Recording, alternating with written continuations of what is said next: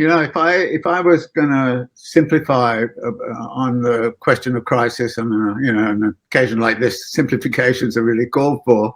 One of the things I think Marx does is to say what the contradictions of capital lead to is at certain moments in capital's history, you end up with a rationale for individual behavior which produces the following collective result, in which surplus capital and surplus labor exist side by side, and there seems to be absolutely no way to put them together to do useful things, so that you have these surpluses of capital and labor and a very situation where society is crying out for all kinds of things that need to be done, and capital can't do it because the purpose of a capitalist is to make a profit, not to help society in any way. So you get this crisis formation, and Marx then kind of says, well, it's interesting about bourgeois economics. It's fine when everything's going fine, but in a crisis, he says,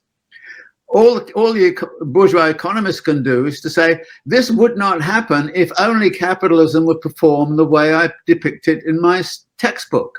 It's a wonderful kind of thing to kind of say, And the example of that I always go back to is when Her Majesty the Queen, late departed Majesty the Queen, was actually together with the economists of the British Academy, and she asked them about the crisis of 2007, 2008, and said, how come you guys didn't see this coming?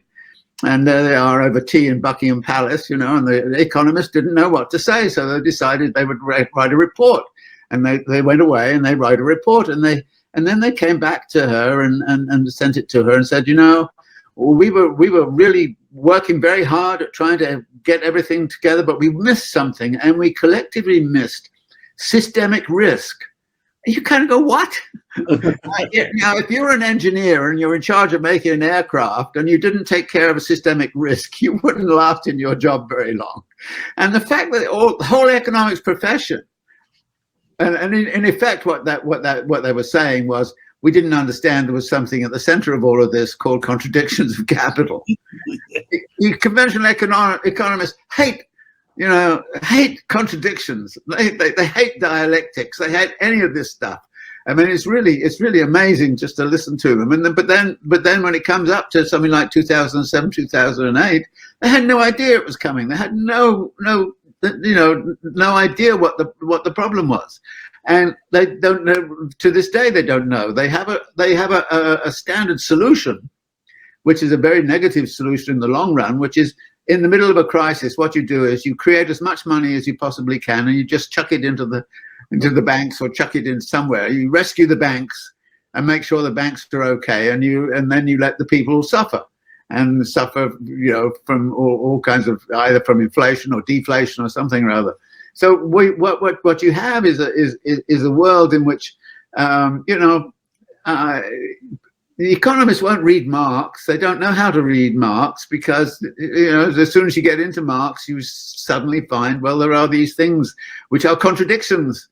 And oh my God, we can't stand the contradictions. We want a rationality that exudes, excludes all contradictions. And so we get. By the way, on the question of risk, I think it's important to remember that most capitalists don't actually work with their own money. They borrow.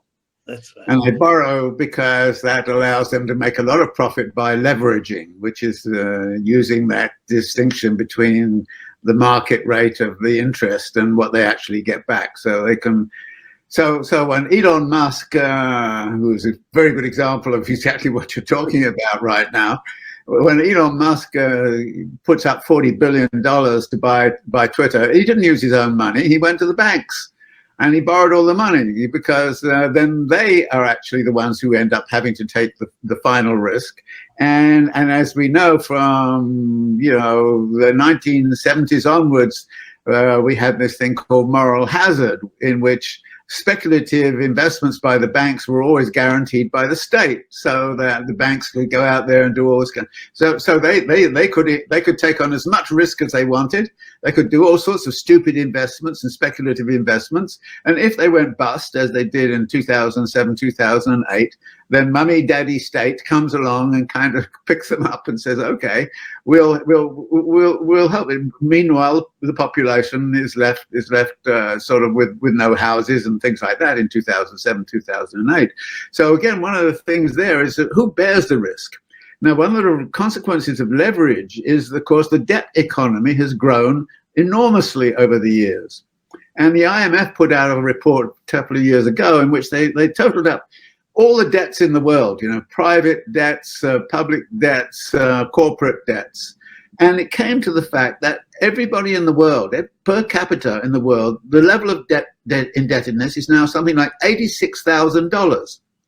Now, that has grown from almost nothing in 1970 to $86,000 per person, per head, about the whole global economy right now. And this is an insane world, when I write about the madness of economic reason, this is mad. But you can see that leveraging is very, very attractive, so that you always want to do things on other people's money, and you borrow other people's money. And that's, of course, where a lot of systemic risk comes in through this, what they call gently in terms, moral hazard.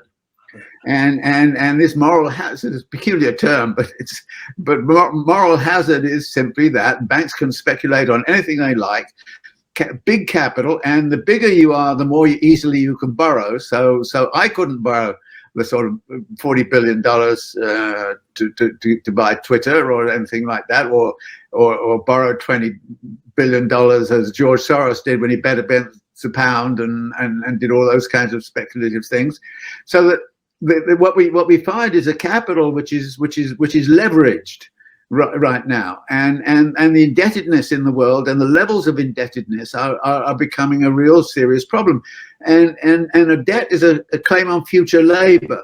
And when we start to look at the whole population, student debt and things like that, that's in a sense their future labor has been already sort of accounted for through the indebtedness. So that the cultivation of indebtedness, which has gone on over the last 30 or 40 years, is something which again is something very specific, with no surprise whatsoever that most of the crises that have occurred over the last 30, 40 years have increasingly been financially based. They're based in this crazy leveraging stuff. But again, that's the only way in which you can handle the surplus. And the surplus now is such that it's huge. And how do you dispose of that surplus? And the huge amount that's being wasted in Ukraine is minuscule, actually, with respect to the total surplus which is available throughout capitalist society. And we're in that situation where there's massive amounts of unused capital power, which is not being used for good social purposes at all. And the reason for that is it is not profitable. That the center of what a capitalist system is about is profitability, not social well-being.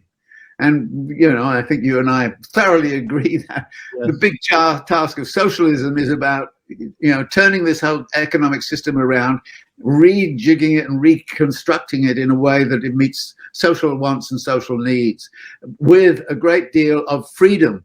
I mean, your point about workers going 4 days a week, Marx has a nice idea, and he kind of says one of the measures of a good socialist society is one in which people have a lot of free time. They can do exactly what they want. And if you ask people right now, do you have a lot of free time? Everybody will tell you, no, I have no free time at all. Actually, capital eats up free time, even when it has nothing to do. So what we're living in is a society where, I would love to have kind of just free time. And, the day will come when we will take care of basic needs by working for 1 day a week, and the rest of the time we do as we damn well please. I mean, this is, just what a good socialist society might begin to look like.